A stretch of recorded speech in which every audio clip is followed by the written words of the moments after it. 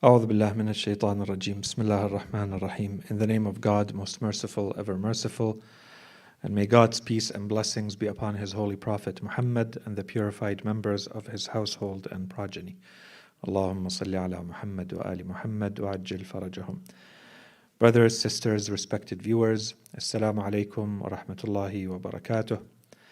And thank you once again for joining us in Life, the Islamic Answer, a series in which we're trying to extract the principles to live Islamically in a complex world based on the teachings of the Holy Quran and the narrations of the Holy Prophet and Ahlul Bayt, peace and blessings upon them.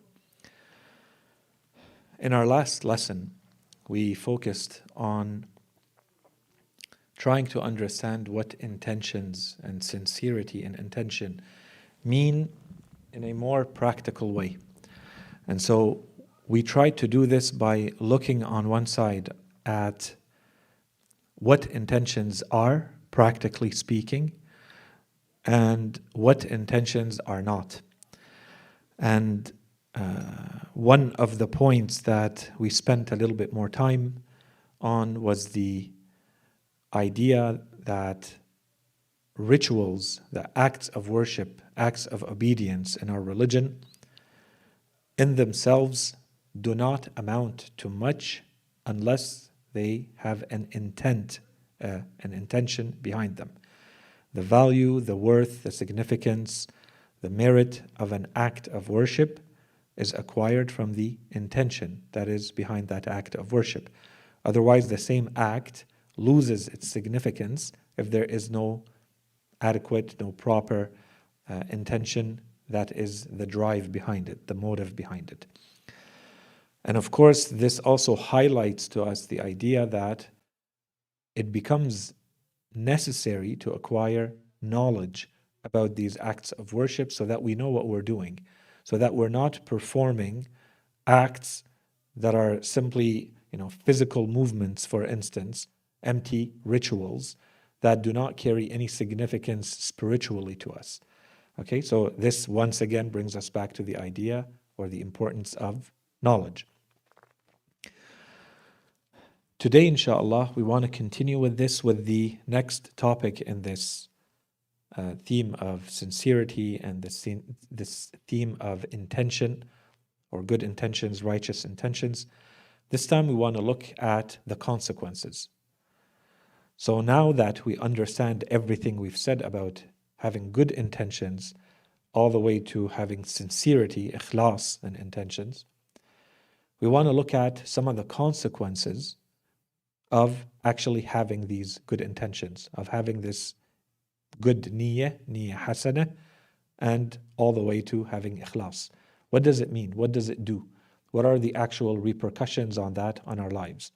So of course we're not going to be focusing only, and I think this is perhaps the idea that many of us will have, is that the repercussions or the consequences of having good intentions, having sincerity, are only going to be seen in the afterlife with having good rewards, for instance. So inshallah, that part is clear and it will be mentioned in some of the narrations, but our focus is beyond that. So we want to go a little bit beyond, let's say, the superficial understanding. What does it mean for the way we live? What does it mean for our lives? What are the consequences, practically speaking, of having right, virtuous, righteous intentions in this world, for this world and for the next world? So before jumping into the consequences, there is one kind of very minor topic that I wanted to address very quickly. I think it fits nicely here. So I'll simply mention two quick narrations about it, and then we'll move on to the consequences. And this is the topic of, where do these intentions actually stem from? Where do our intentions, or the sincerity, where does it come from? So there are two narrations that I thought I'd mention because I think they carry a lot of very good points, a lot of deep points in them, and I leave them with you without too much commentary. The first one is from Imam Ali alayhi salam. Actually, they're both from Imam Ali alayhi salam. The first one, he says, حسن النية من سلامة الطوية. حسن النية من سلامة الطوية. What's tawiyah? Tawiyah is your inner state. Okay, so we can refer to it as your spiritual world, your mind, your heart, your conscience. He says, husnul niyyah, having virtuous, good, righteous intent, stems from a sound conscience. So this is already telling us that there is something deeper. When we look at an intent, when we look at ikhlas, we've said a few times that ikhlas is a state, but it's coming from somewhere deeper from within us. There is a state of being that we're in that allows this type of very intentional act, spiritual act, which is I intend to have a will to perform, a will to do, or a will to be in a certain state, that is even more deep, more fundamental than that. So Imam Ali alayhi salam is saying that if you find that you are able to have these good intents, good intentions, if you're able to have this ikhlas, know that this is coming from somewhere deeper within you, and that depth at that level, it has to be good in order to generate these good intents. Okay? Which means what? Which means that we always have the potential to modify that very deep level. No one should ever think that that's the way I am, and therefore I'm always stuck with having a specific type of thought or a specific type of intent, or I'm always going to be lacking ikhlas, or I'm always going to have ikhlas. I'm satisfied and happy with my level. No, this is always changing. It could always become better or worse. And if you are able to have it, so don't, because as we said, it's an abstract notion, this notion of intentions or ikhlas, and it's difficult. So before we even look at that, we have to look at our normal, by default state. Are we in a good place? Is it sound?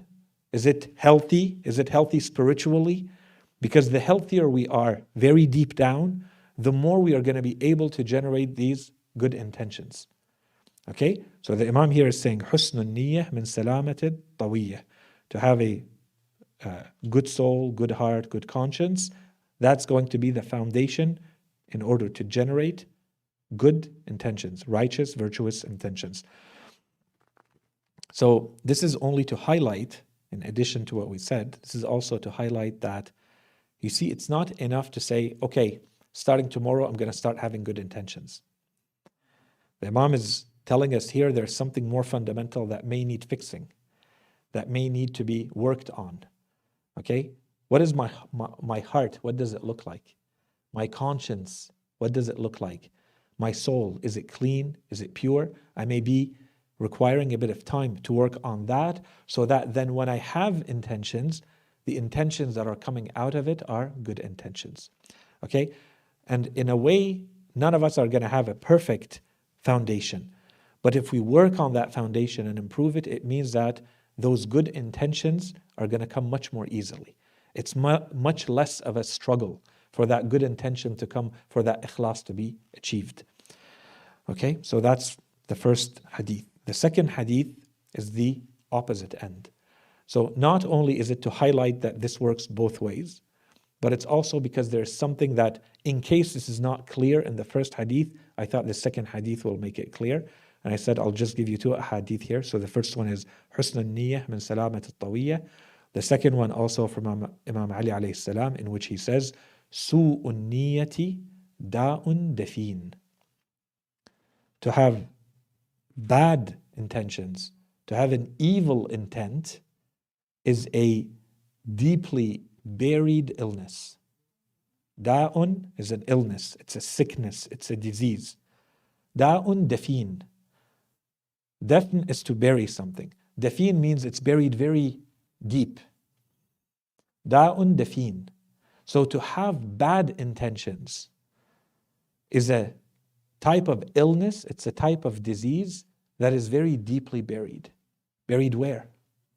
Buried in us, buried in our soul. This is the same conscience we were talking about. If you're able to have those good intentions, it's because that deeper foundation is good. On the opposite side, if you find yourself having bad intentions, evil intentions, it's also coming from the same place, deep within you. But in this case, the Imam is saying it's deeply buried. So the depth is there. And I want to say a couple of things about the depth. That's one. Two, it can trigger the negative, the evil, the bad, just as it triggers the good. But it all depends on its nature. How good is it? If it's good, it produces good. If it's rotten, it produces rotten. Okay? A couple of things. When the Imam says it's a da', it's an illness, it's a sickness, it's a disease, as we said, of the soul, of the heart, of the spirit. Therefore, it needs a remedy.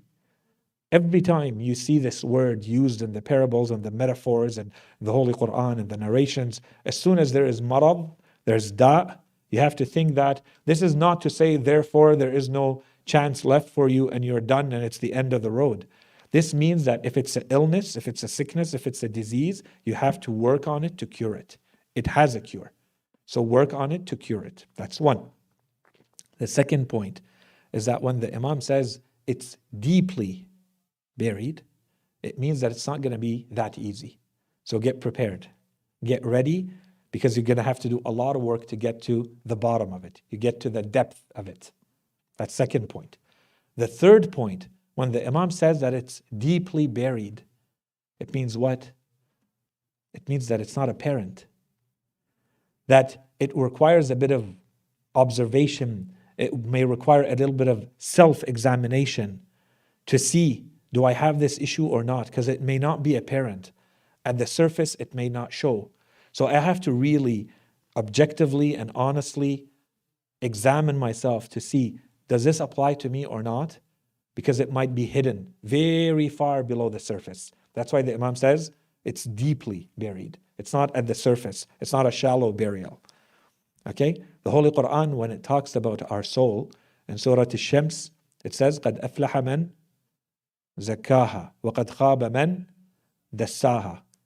Dassaha means the one who buries it. That person has failed and lost miserably. Okay? The one who is fortunate and successful is the one who has purified that soul. Okay? Zakkaha, made it grow, made it pure. That's tazkiyah. On the opposite side, وَقَدْ خَابَ مَنْ دَسَّاهَا, the one who buries the soul. The soul is the soul. But there are people who decide to bury that nature, that conscience, that pure heart that Allah subhanahu wa ta'ala gave us. It's always there, but some people decide to bury it so that it's not there. Okay? So it works both ways. In this case, when it's buried deep, it becomes a disease. So Imam Ali alayhi salam is saying this is a deeply buried disease. It needs a cure. It needs to be identified and then cured so that it doesn't keep generating, triggering these su'un niyyah, these evil or bad intentions. These were the two ahadith that I wanted to talk about here. And then we can move into the topic that we wanted to focus on for today, which is the consequences of having sincere, good intentions. So I'm going to try to present these in a few categories. The categories are not, black and white, cleanly cut, but I think it will help to look at them as categories. That's first. Secondly, keep in mind that a lot of these ahadith, they have multiple dimensions to them. We are going to be focusing on some dimensions more than others to highlight the categories, but the truth is, all of these dimensions are there, and the true consequences of having good intentions, the true consequences of achieving sincerity are only going to be clear at the end. So I'm going to leave that part up to you. I don't think we're going to have time to. As I present each one of these benefits, each one of these consequences of having good categories, keep it in mind so that at the end you put all of this together. You can't just say it was only the first category, the first benefit or the first consequence. Put them all together and see what you get if you are able to achieve sincerity in terms of consequences. If you have good intentions, if you have pure intentions, if you achieve sincerity, here are some of the types, categories of benefits or consequences that you get. The first group, the first set of consequences is what I simply refer to as achieving success. Okay, so let's look at some hadith here. The first hadith comes from Imam Ali alayhi salam, in which he says, عود نفسك حسن النية وجميل القصد تدرك في مساعيك النجاح. Train yourself to have righteous intentions and good aims, virtuous objectives. This requires training. And your attempts or your efforts will be successful. Okay? So this success, is it success only in religious matters? No. The Imam's talking about any success you're looking for. This application of good intentions or sincerity of intentions is now going to become a secret, a key that we can use in every aspect of our lives. If it's well applied, if it's well used, the Imam says you achieve success. So train yourself. There's a reason why the Imam says عود نفسك. This requires enough training to become a habit. Okay? عود نفسك حسن النية. To have righteous intentions, and to have virtuous objectives. Your aims have to be good aims. And the result of this is تدرك في مساعيك النجاح. And then your attempts, your efforts will be met with success. Here, a few points. The first point is that good intents are therefore they don't happen on their own. In the previous two hadith, we saw that they come from very deep within. But here the Imam is being very explicit that this is something you control. This is something you can exercise and train yourself and make it into a habit. So this requires first knowledge, awareness, and once you're aware of it, you need to work on it and train yourself so that by default, it becomes your normal state to have good intentions. That's first point. Second point, for this hadith and every other hadith that we're going to look at today, you're going to see that the easy, quick way that most of us are probably going to interpret these is to always focus on the afterlife. Unless there is something in the hadith that tells us that this is about the afterlife, or that it applies only to thawab, divine spiritual rewards, this is going to apply to our worldly living in general. So when the Imam talks about here, as well as many, in fact, most of the hadith that we're going to look at today, when he says that you're going to achieve success, he's not only talking about, let's say, spiritual success and gain thawab.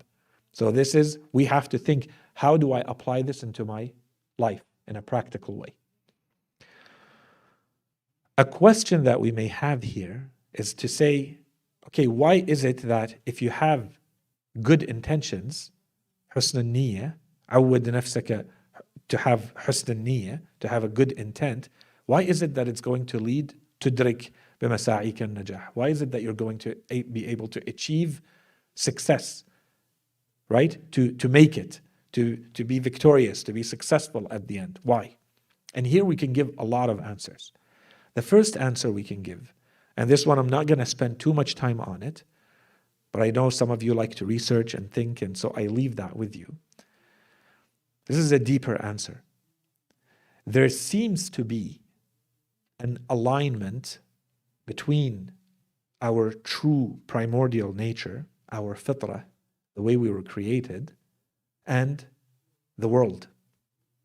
In fact, that makes sense because we are part of this world. The difference is that the world out there is the part that we don't control. It is in a certain way as Allah subhanahu wa ta'ala has created it, with all of its laws, with all of its mysteries and secrets and how it operates. The part that we do control and we can change is ourselves, is that deep nature, whether we decide to use it or not, or which faculties within us we decide to use and not to use. The more I align myself with how Allah subhanahu wa ta'ala has created the rest of existence, the more I'm going to feel good, so that there's a benefit to me, and the more I'm going to be like the rest of the creation of Allah subhanahu wa ta'ala. If you look at the rest of the creation of Allah subhanahu wa ta'ala, you see everything is working as it's supposed to. You don't see a planet deciding, for instance, not to perform its orbit in the way it's supposed to, right? The only thing in nature that doesn't do as it's supposed to is us. So it's as though the world is already predisposed, predetermined in a certain way. And that way is towards the good. The only exception is us. We may decide to go in a different direction or align ourselves, like the rest of the world, to do as we're supposed to do. And if you align yourself with how the rest of the world is, then everything becomes easier for you. To go towards, in the same direction as the current of existence is going, is much easier than to go in the opposite direction. And that general direction, that general current is towards the good. If you go more deeply into the verses of the Quran, this is a topic I said I won't talk about, but just a couple of things. If you look at the verses of the Quran that talk about existence in general, this is the entire philosophy of existence as we understand, is that everything is from Allah subhanahu wa ta'ala initially, and everything is going back to Him. Everything has been created in a way that the Quran refers to as it's been guided. Its path has been shown to it and it's moving on that path, except the human being. The human being has been given free will. So he may decide, I'm going to go in the other direction. If you go in the other direction, you're going against your own nature and you're going against the general current of existence. So when Imam Ali alayhi salam says, to the extent that your intentions are good, you're going to achieve success. Yes, he's actually saying that if you go in the general direction you're meant to go, everything is a lot easier. And of course, you have much more chances of achieving what you're trying to do than to go in the opposite direction.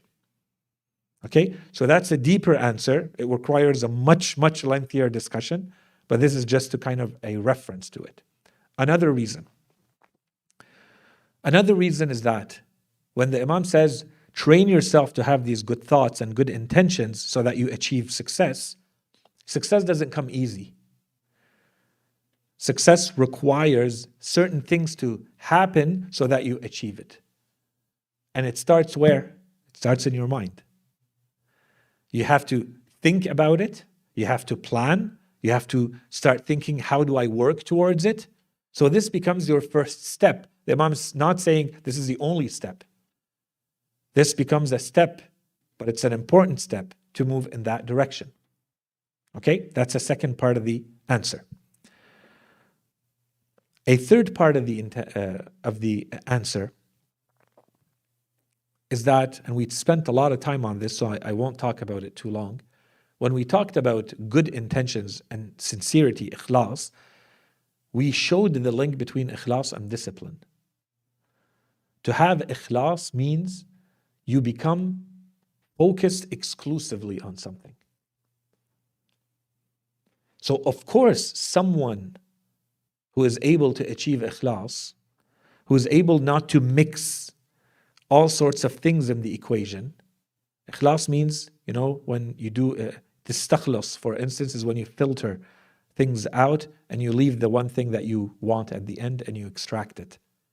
Right? Ikhlas comes from that. Is that you focus on one thing and that's the thing that you're going to be taken out. You purify, you cleanse, and you take the one thing you select, you choose. Someone who's able to do that at the level of their mind, at the level of their heart, is someone who has a lot of internal discipline. And therefore, this is the link. You want to achieve success? Success requires work. Of course, someone who has an ability to constantly have those good intentions all the way to having ikhlas, of course they're going to have the discipline to achieve success. Okay? So that's another part of the answer. In today's world, they say, your inner state, you're able to become laser focused, as they say, right? It's a huge problem in today's world. What's your ability to focus on something and not be distracted? Okay, the next answer that we wanted to give here. Ultimately, it's because Allah subhanahu wa ta'ala wants you. Allah subhanahu wa ta'ala is basically saying, given the authenticity of this hadith and the many others that we're going to see in the same vein exactly, you take care of the ikhlas, you take care, you give me the inner part, the spiritual part, dedicate your mind to me, dedicate your mind to the things that are true and good, and I will take care of the rest for you. If those intents are good, I will make sure that you go much further along on your path to success. It's simply Allah that I have put in place, Allah subhanahu wa ta'ala says. Okay, so this is the other. Why is it? Allah subhanahu wa ta'ala wants it to be like this. Okay, and the final point that I wanted to add here is that let us not get tricked, because this is always the issue, in thinking that success always has to mean success in this world. Okay? Success in the eyes of Allah subhanahu wa ta'ala. It may show in this world, and I certainly believe that this hadith applies to this world too, but there's a lot of other factors that have to come in play. Sometimes you put in the sincere intent, but the success doesn't show in this world. Or it shows, but in an indirect way, not the way you want it. Someone might look at the revolution of Imam al-Hussein alayhi salam and say he was not successful. He certainly was successful. By all accounts, except perhaps the military account. Right? So the success is not always going to be the success that we want in this world, how we want it. But the success is going to be there, so long as there is the right intent, so long as there is sincerity. Allah subhanahu wa ta'ala takes care of making sure that you are going to achieve success. But the success will show in the afterlife for sure, and in this life, it may show in different ways than you think. It may not show now, it may show later.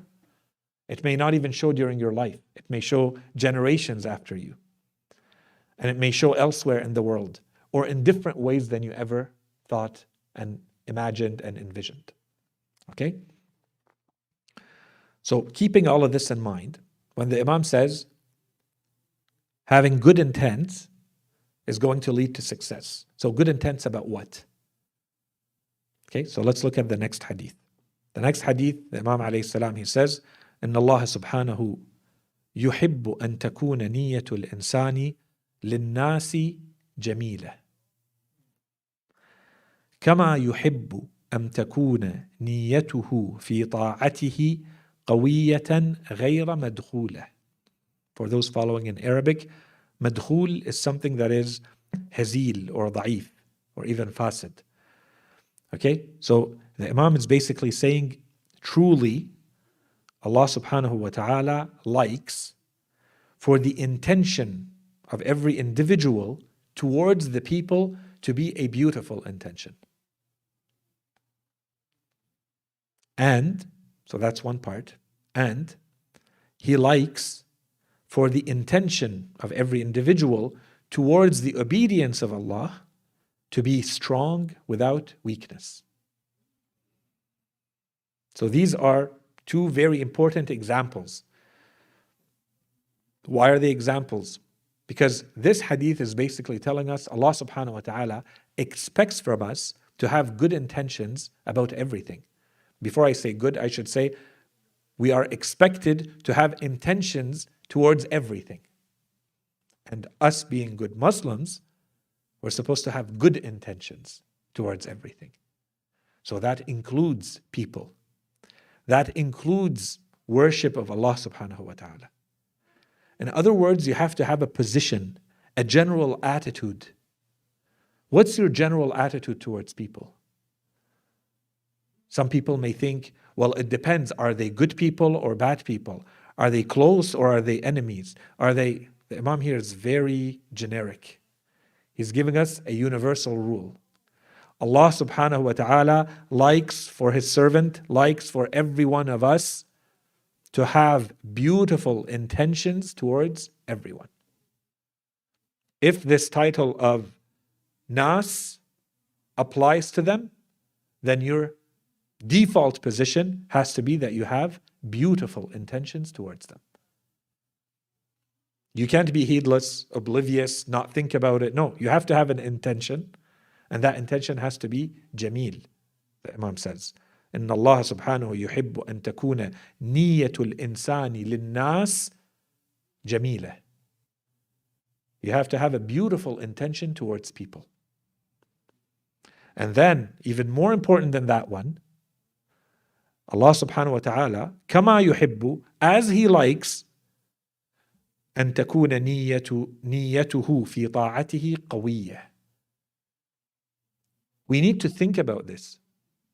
Do we think about what are our intentions towards our worship to Allah subhanahu wa ta'ala, or do we simply perform every individual act of worship on its own? I need to take a step back and think about generally all of my worship towards Allah subhanahu wa ta'ala. What's my intent? Where do I want to go with all of this? How much do I want to achieve in my worship towards Allah subhanahu wa ta'ala, my obedience towards Allah? The Imam here, he says, Allah subhanahu wa ta'ala wants you to have a thought about this, to have an intention about this, one, and to have a strong intention. Aim high, think big, have big aspirations for your state of intentions towards your worship to Allah subhanahu wa ta'ala. قوي, the Imam says, قوية غير مدخولة, without any weakness that has come in between, that weakens that resolution that you have, that resolve that you have towards your worship of Allah subhanahu wa ta'ala. Don't let anything weaken that. Have strong intentions of worshiping, think big, aim high when you think about, generally speaking, all of your worship of Allah subhanahu wa ta'ala. Okay? I think we talked about the people. Of course, as I said, this becomes two great examples. But what we extract from this is that these are examples. And that therefore, this goes back to the discussion we had a couple of times when we were talking about sincerity and intentions. You're supposed to have an intention towards everything. An intent towards how you are with people, an intent how you are with your worship. These are two examples. But everything else, how are you? What are your intentions towards nature? Towards your life plan? Think about it. Come up with an intent. Aim somewhere.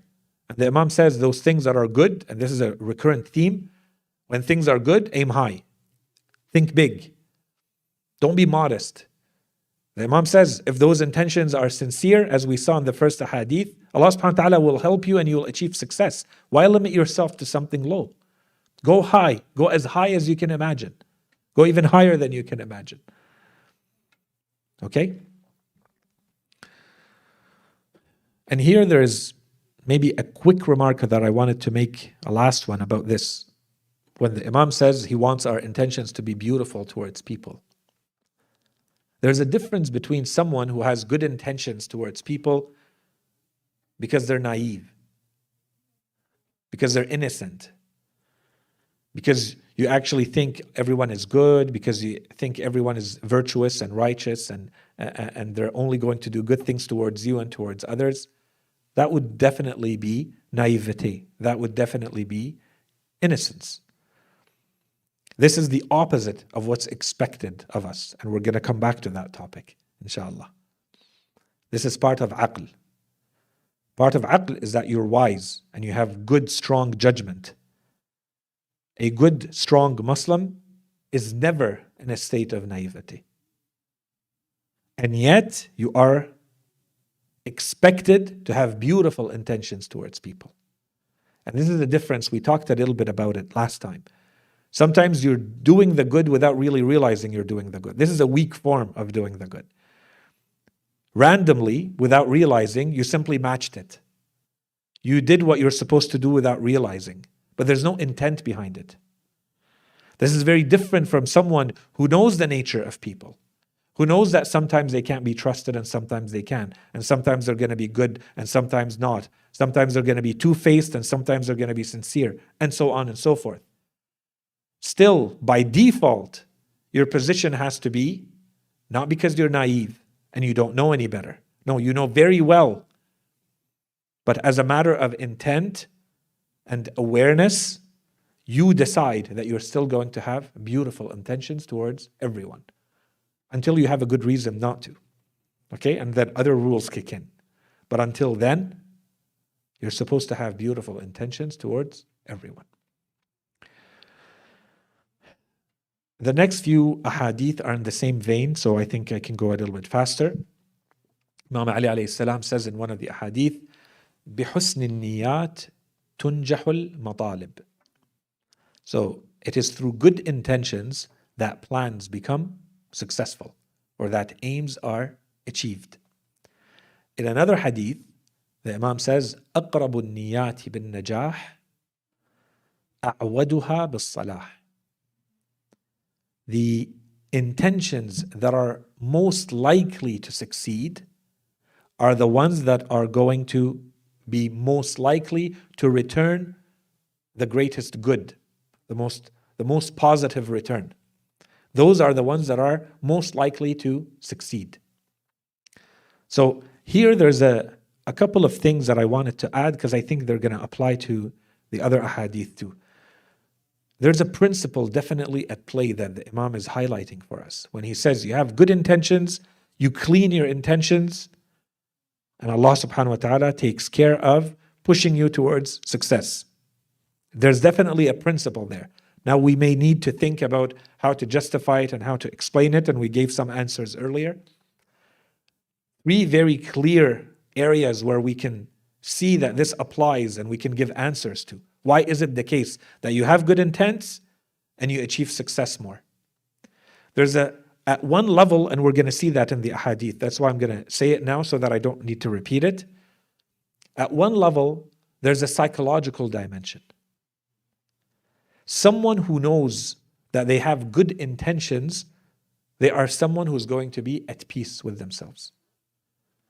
People who live with regrets, who live with anxiety, who live in doubts and questioning, constantly thinking about, here my intentions, I know my intentions were not good, or they were only half good.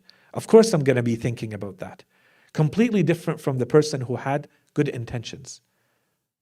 You sleep very well at night when you have good intentions, regardless of the outcome, because that's the only part that you really control. What was your intention behind it? If the intent was good, psychologically, it's going to help. So of course it's going to help be in a much better state to try to achieve success. Of course the likelihood of achieving success is going to be greater. You're psychologically, you have serenity, you have peace, you have tranquility, right? You're psychologically sound, psychologically strong. You don't have constantly these things that come and blur your mind and make you question and doubt and be anxious. That's one. Secondly, you have clarity of where you're going. And this is something that they constantly teach, I've talked about this in the past, the very high-performing athletes or people in business or in any other area where it's highly competitive, highly stressful. There are coaches that are hired, usually in psychology, who teach you how to visualize. You have to visualize that you're winning. You have to visualize that you're successful.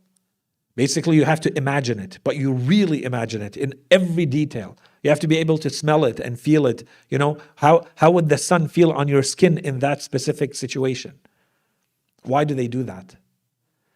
Because the more clarity you have of where you're going, and of course this visualization is going to help, the better chances you have of achieving it. This is how our mind works. So someone who has very clear intentions of where they're going, of course they're going to have much more success of getting there. Okay? So this is at the psychological level. At the social level, they also have a lot more chances of reaching success because people are attracted to people who do good and who seem to be sincere. And strangely enough, we all seem to have an internal radar. When someone is not sincere, we kind of feel it. We kind of feel that this person is probably not doing it for all the right intentions. It doesn't mean we necessarily stay away. Sometimes we can still benefit from what they're doing, even though their intentions may not be good.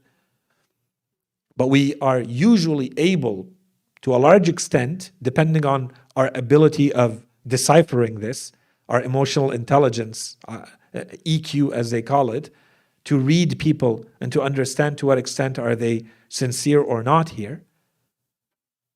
Usually human beings are pretty good at telling if someone is sincere and they have good intentions. And when you do that, usually people are attracted to that. They're willing to help and they're willing to forgive if you make mistakes because their intentions were good. Okay? So at a social level, you may get a lot more support to reach that success if you have good intentions and you're sincere in your behavior. And then, of course, there is, as we said, the spiritual effect. It seems that Allah subhanahu wa ta'ala is saying, the more you have sincerity in your actions, the more I make things easy for you. Okay, so there's a spiritual effect to it. The next hadith, the Imam says, في إخلاص النيات نجاح الأمور. So, it is through the purification of intentions that success is achieved. So, this does not require any more explanation based on everything we've said until now. The next hadith from Imam Ali alayhi salam, he says, من أخلص بلغ الآمال. من أخلص, السلام عليكم ورحمة الله. من أخلص بلغ الآمال. The one whose intentions are pure will reach their hopes. So once again, an application of everything we've said until now. To summarize all of this, the Imam says in 2 words, أخلص تنل. أخلص. So we can't say it in 2 words. Purify, for instance. Purify your intentions, your intents, and you will reach. You will achieve. You will get to that success that you're trying to achieve.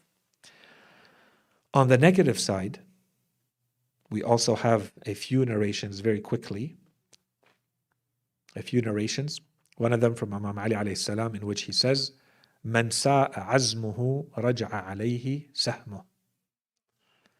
So the one who has a azm, a resolution or an intent that is bad, that is evil, the one whose resolve has gone bad, his share shall return against him, or his arrow, depending on what sahm means, shall return against him. Okay? The same notion that we had, but before it was good intents. He was saying, عود نفسك حسن النية. Right? Here he's talking about من ساء عزمه. So this is when your inside is going in the wrong direction. Okay, so the positive and the negative, they work. The one part of this, for sure, if your intents have to do with something spiritual, that of course it has to do with anything that will show in the afterlife, that part is going to be clear. The idea here is, in many cases, in our worldly affairs, this will also be the case. When your intents are not good, when your intents have evil, bad in them, this is going to come back to you eventually, somehow, some way. Okay? In the next one, see the Imam alayhi salam, in one of his ad'iyah, he says, Allahumma ghfir li ma taqarrabtu bihi ilayka bilisani thumma khalafahu qalbi. O my Lord, forgive me that which brought me closer to you through my tongue, through my speech. I said things that should get me closer to you. Those things are things you like. They bring me nearer to Allah subhanahu wa ta'ala. But ثُمَّ خَالَفَهُ قَلْبِي. But then I went and contradicted it with my heart. My heart contradicted that. And here this is a topic we've talked about, so I won't spend too much time on it. But notice here, many of us, when we try to focus on trying to not have this hypocrisy of saying something and not doing it, not matching action and speech, we focus on action. Whereas we have a lot of narrations, especially from Imam Ali alayhi salam, including this one, where the Imam is not even talking about action. He's going much deeper. He's asking Allah subhanahu wa ta'ala, he says, "Oh God, forgive me for that which brought me closer to you in speech. It's not that I contradicted it in my action. I contradicted it in my heart. My intentions contradicted that. The sincerity and the intent was not there, did not match what I'm saying in words." So, does it count? When we went through the ahadith, we saw you may not get a sin registered against you for an evil thought. Here, the Imam is not even talking about necessarily an evil thought. He's saying that his intents are not matching the words. That's all. He's not saying that there was something of a disobedience or a sin committed here by the heart. He's simply saying that it's not matching. He's asking Allah subhanahu wa ta'ala to forgive those. Of course, we don't believe the Imam has any such things, but he's still asking for them. But this makes us, adds to the level of carefulness that we have to have when we recite these ad'iyah. What are we actually saying? Do we actually believe it? Do we intend to live by those things that we're reciting in the dua or not? So one thing is to say, I act based on it or not. That's one level. At another level, it's do I intend to live by it? Or am I just saying the words to say the words? These are two different levels. Okay?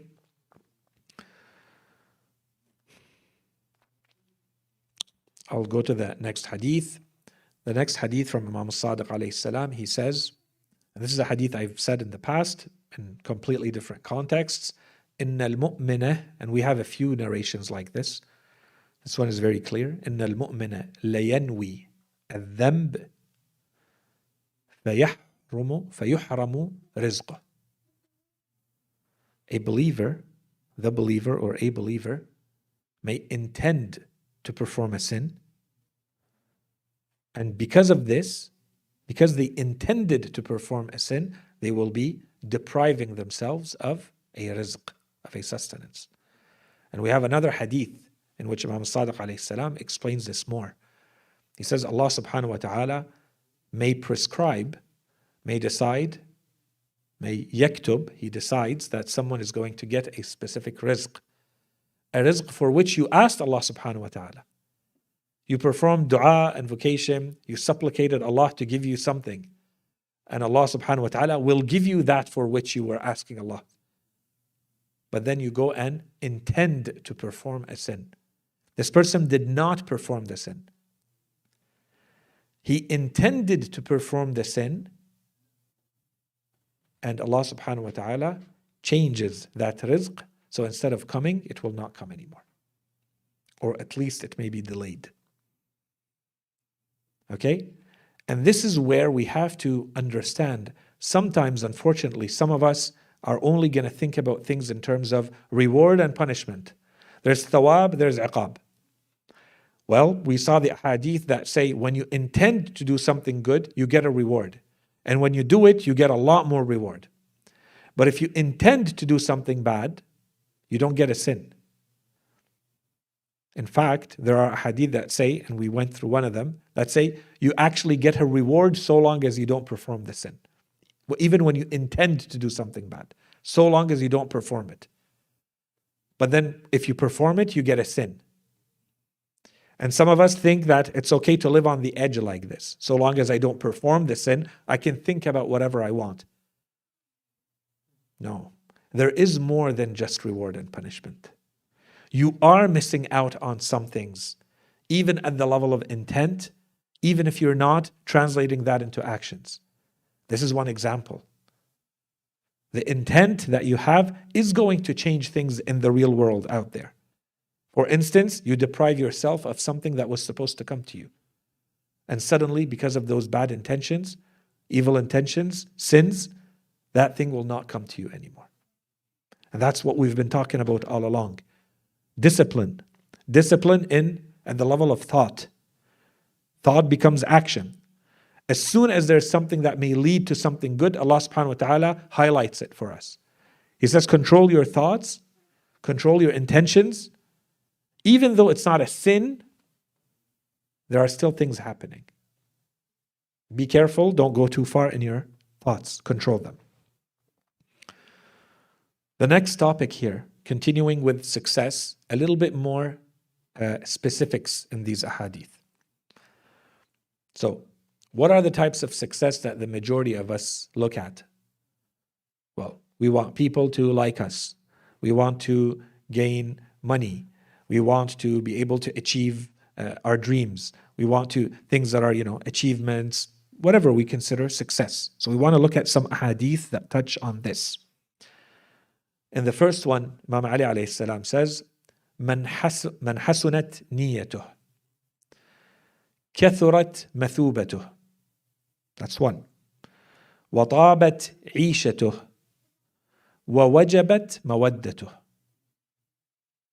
In English, the one who has made his intentions good will have ample rewards. So if we want to put them in categories, this is in the afterlife. Okay, so this is the divine spiritual reward that you get in the afterlife. This is a mathuba. كثرت مثوبته. They will have ample rewards. وطابت عيشته. They will have a good living. So there's a whole lot that can be said here. It could be psychological, that you're happy, that you're satisfied, contented in life. And it could also be that you have a life where everything is provided for you. You make enough money, you live in enough comfort, you're not needy of anything else. This can be applied to طابت عيشته. You have a good life. ووجبت مودته. And affection towards this person has also become incumbent. Okay, so this is at a social level. Who doesn't want any of these? Someone that they tell you, if you do this, if you're able to achieve this, you get the reward in the afterlife, but not the normal reward. Your reward is multiplied. كثرت مثوبته. And you're going to live a good life, and people are going to love you. Who doesn't want any of these? What else is missing in the life of this person? And the only thing the Imam mentioned to get all of that is من حسنت نيته. To have good intentions, good intent. And we said the high level of that is sincerity, ikhlas.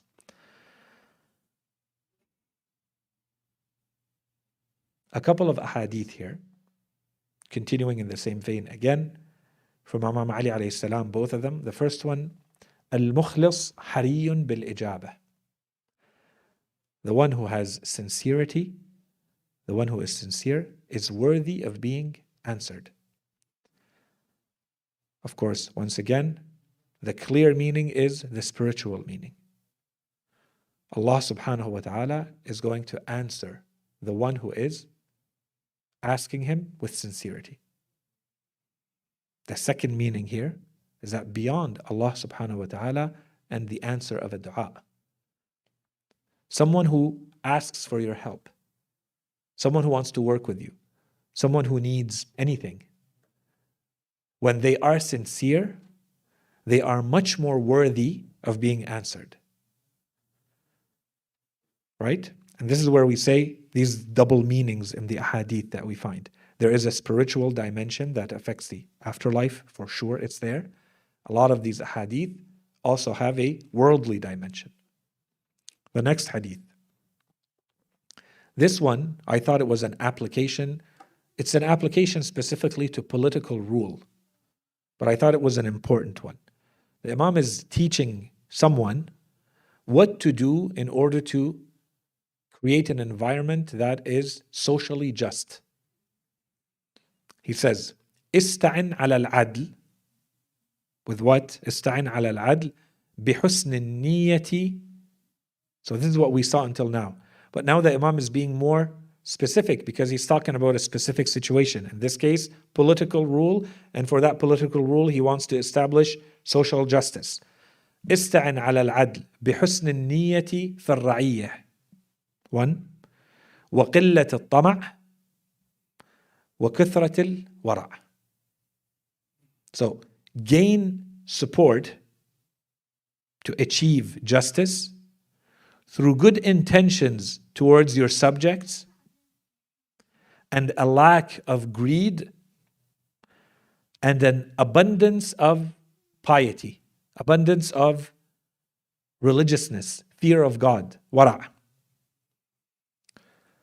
So here the aim is a very noble and just aim. This is someone who is trying to achieve justice. This is how we apply it. Everything that we've said, now the Imam is applying it. First of all, is what I'm trying to achieve something noble and something honorable and something good or not? In this case, this is someone who is trying to achieve social justice. Of course, it's something very noble and honorable and good. Secondly, I want to make sure that my intentions towards that are true and good and sincere. So the Imam here is saying, in order to achieve social justice, where does it start? Does it start with going and leading a campaign and communicating and giving speeches? And no, I'm the one who's supposed to lead this. I have to start from inside of myself and make sure that my intention for doing this is good. So the Imam says, make sure your intentions are sincere. Ista'in ala al-adl bi husn al-niyyah. That's first. Husn al-niyyah towards whom? Towards the ra'iyah, towards your subjects. What will that give you? As we said earlier in the ahadith, people can know. People know if you're sincere towards them. And you're really, everything that you're doing, because you may not be doing things that they like to achieve that social justice.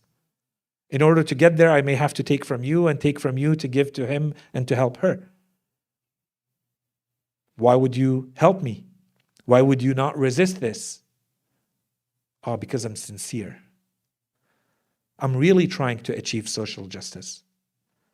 That sincerity, people recognize it, they will help me. Okay, so the Imam says, be sincere towards the people. And what else? And here's the key. We saw a lot of ahadith that may give a false impression, and I wanted to correct it with this one. Is it enough to simply intend something to achieve that success? That's a big objection that we haven't addressed yet. Because nowadays in society there is that misconception out there. Let's finish the hadith and I'll talk about it. The Imam says, no, you have to do two things. Where? Still at the level of my mind? No. You do have to cleanse, you have to purify your intentions.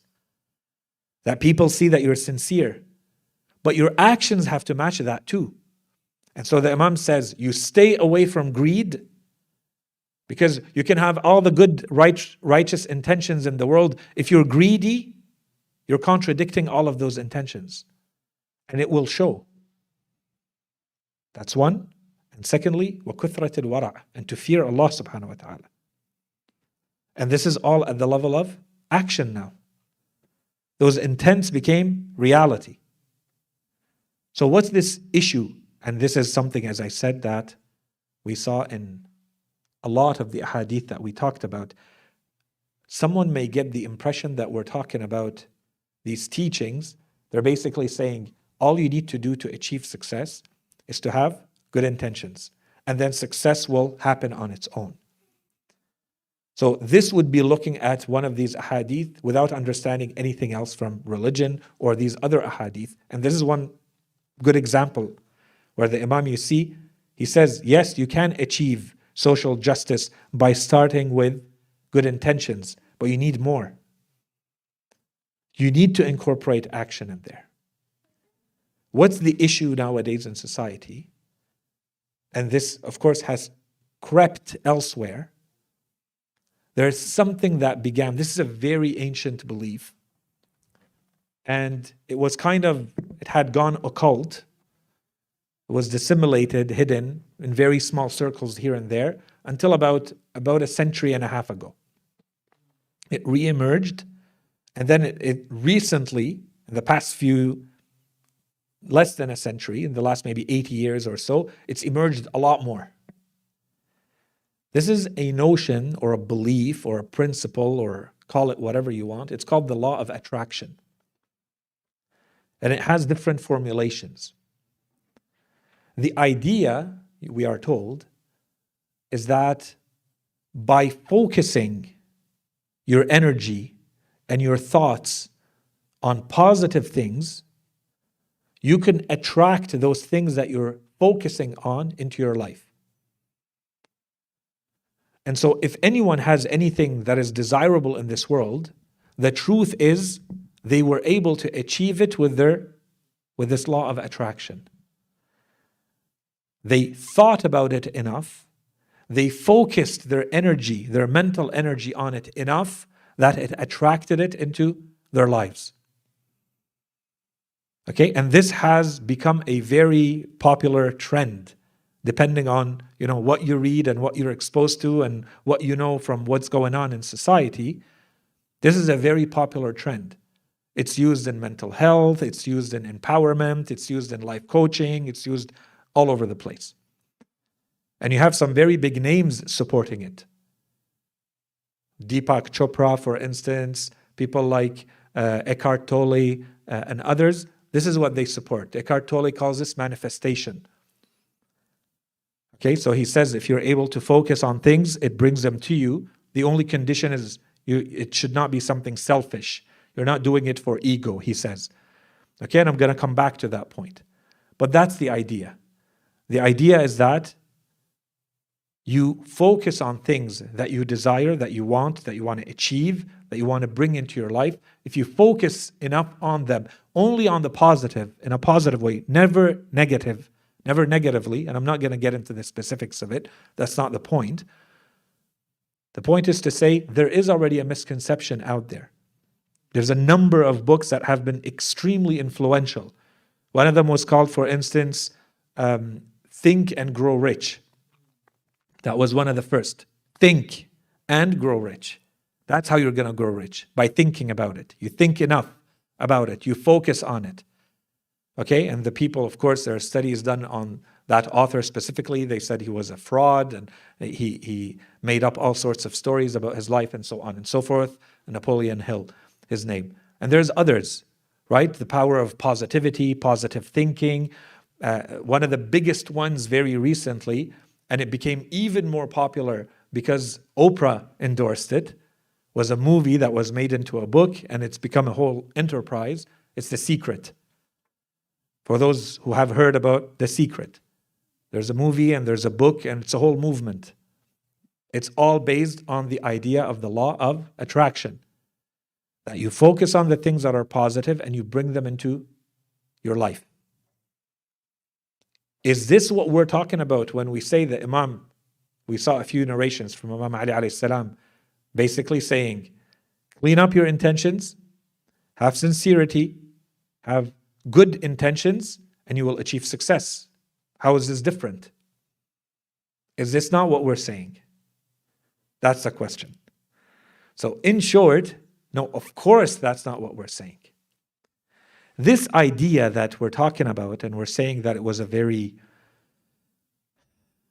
ancient belief that has re-emerged recently, is actually very dangerous for a number of reasons. It can completely confuse people if you actually believe this. So you're focused on things that are good, and then in your life something bad happens. Or you just keep thinking that, I focused really for a very long time on some positive things and they're just not entering into my life. So what's happening? Is it just that I'm not focusing enough on them for long enough, with enough intensity, whatever it may be? And the danger is you may not be doing enough action to get there. You think that simply by literally without, literally what this is wishful thinking. That's the danger. That if I wish it enough, it will happen. If I want it enough, it will happen. Because my entire being is focused on this one thing. So human beings act like cosmic transmission antennas, and you're going to attract those types of energies out there. And one way that this has been understood and explained is based on science, actually. where, everything in the world, everything in the universe is energy. And so you're focusing your energy on things, and that's what will attract them. And there's another side which has explained all of this through, let's call it spiritism and the occult sciences. There's so people interested in witchcraft and other things like that. They say this is how spirits get things done in the world. Blavatsky and others, they've written about this. Okay? So regardless of how all of this is explained, the idea is that you focus on things, you attract them to you. And as we said, we consider this to be extremely dangerous. Okay? Why is it dangerous? It's dangerous, as we said, psychologically, there's an issue there. That's the first thing. The second thing is, and I always tell people this, I don't use the word dangerous lightly. When I say there's an idea that's dangerous. Why is it dangerous? Sometimes we can say, this is fluff. It doesn't hold any water, and that's it. Usually the danger comes from the fact that something holds some truth. This is where something becomes dangerous. So if you only focus on the true part of a theory and you don't look at the rest, it may look like there's something good here. Why don't we just take the good part in it? Okay, and this is something, inshallah, we'll come back to later in the series. Okay, there's a reason why we talk about this, to establish there are things that are Islamic teachings. If Islam is teaching it, we should probably be taking it from Islam and not from elsewhere, for a very good reason. Okay, inshallah, we'll come back to that later. In this case, those who have explained these theories, the law of attraction in all of its variants, and there's a lot of them, they've explained it in some very good, powerful ways. And as we saw in the ahadith, there does seem to be merit to some of it. It is supported, except at one level. And that's the biggest level, the level that matters the most. All of these movements are very indicative of the place of religion and spirituality in our modern world. And inshallah, later in the series, when we're going to talk about the types of knowledge, we're going to talk about knowledge of the world. And one of the things that I think is important is to understand, how does religion and spirituality fit in today's modern world? A lot of us think, this modern world has no place for religion. And we live in secular societies that are trying to push religion out. That's not very accurate. Religion is in fact very present, and perhaps even more present than before. It's just not called religion. And this is an example of it. The law of attraction. All of these new thought, new age movements, they have something very common that is very aligned with modern philosophy, with the times. This is something I call self-worship. If you worship yourself enough, if you empower yourself enough, the entire focus is on the self, then you're able to achieve everything. Success, happiness, fulfillment, whatever it may be. Just focus on yourself. Self, self, self. You and your own individual self. This is the modern times. And so what happened is that while the idea may be good, the big ingredient that's missing here is God. That's it. When you add the God ingredient in this equation, it changes everything. Then it makes sense why we live in a world where there are good people who have good intentions and good thoughts, and bad things happen to them in this world. And you have bad people with bad intentions and good things happen to them. And you have good people who have good things happen to them, and you have bad people who have bad things happen to them. Why? How is this fair? Well, it's only not fair if you only look at this world. If all there is only this world, yeah, it's true, it's not fair. Someone who's good, they've done nothing and something bad happens to them. Why? That's not fair. I agree with you. It wouldn't be fair if there's no afterlife, where everything is going to be rewarded and punished. Everything is going to be compensated. Something bad happened to you. Was it supposed to? Because you attracted it, then that's fair. You didn't, you will be compensated for it. How did you handle it? Did you do what you're supposed to do? Why? Because this whole world is a world of test. The good and the bad of this world is a test. The good does not necessarily come to you because you thought it or didn't think it, because you deserve it or don't deserve it. Allah subhanahu wa ta'ala decides to test someone. They don't deserve it, but He wants to test them with the good. Allah subhanahu wa ta'ala wants to test someone with something bad. Do you deserve it? No. You don't deserve to get sick. You don't deserve to lose a loved one. Not because you deserve it. It's not about who deserves what, and I don't deserve this, and they don't deserve that, and why don't bad things happen to bad people? All of it is just a test. This is not what matters, because things don't end here. If existence ended here, if the whole system was limited to this world, it would be very unfair. The issue is that when God was removed out of the equation, people feel frustrated. They're lost. They're confused. They lost control. So you see this re-emerge in these movements, in spiritual movements, in the law of attraction, in new age religions, thoughts, new thought movements as they call them. All of them is trying to re-empower the individual, to give you a false sense that you're the one who controls this. If only you knew what the secret was. That's why it's called the secret. If you knew what the secret is, you'll see how at the end you are still the one who controls everything. But is it true that you control it? Of course not. The bad may still come and the good may still not come, and so on and so forth. But all of this is an indication of something much deeper happening spiritually in society. And you see all of these. The issue is not that there's someone who comes up with this very interesting idea. That's not the issue. The question is, how come there are so many people who believe in it, who change their entire lives around it? They rebuild their lives around this. Why do these books and these movements, why do they become bestsellers? And everybody jumps on the bandwagon. And then I have to talk about it because I see people in our communities being affected by these ways of thinking and ways of being. Because there are issues happening in society that are affecting us spiritually. But as good Muslims, this is not supposed to be affecting us. If we understand our place in the world, why do we exist? Why did God put us here? What it means to be in a world that is a world of testing and tribulation and difficulties. Why do you get a reward? Why do you get a thawab? You don't get a reward for something easy. There has to be an achievement. I recognize your achievement. I give you a trophy. I give you a medal. I give you a reward. You went through something difficult. There's an uphill battle. If it's just a plain field and everything is easy, there's no test. So those difficulties come our way, not because we thought about them or didn't think about them.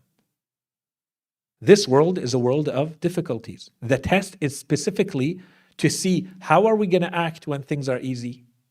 And then how are we going to act when things are really difficult? What if it's about me, my health, my body? What if it's about my family? What if it's about society? What if it's about my values? Is it about money, health, family? All sorts of troubles. Each one of us will go through their fair share of them because that's the whole point of living here. And it's not about the law of attraction, that you thought about it enough or didn't think about it enough. You focused your energy in the right way, in the wrong way, that brought the good or didn't bring the good. That has nothing to do with how Allah subhanahu wa ta'ala intends to do things and how He plans it. This is a much bigger topic. It falls under qada and qadar. The Holy Quran says, وَمَا تَشَاءُونَ إِلَّا أَن يَشَاءَ اللَّهُ. That's it. You can have all the laws of attraction you want. At the end of the day, it's whether Allah subhanahu wa ta'ala wills or doesn't will for something to come your way or not. And all of that is part of a bigger plan. Okay, so inshallah, let's stop here and we'll continue where we left off. We have a few more types of consequences that we want to go through. So inshallah, we'll continue those next time we meet. وصلى الله على سيدنا محمد وعلى آله الطيبين الطاهرين.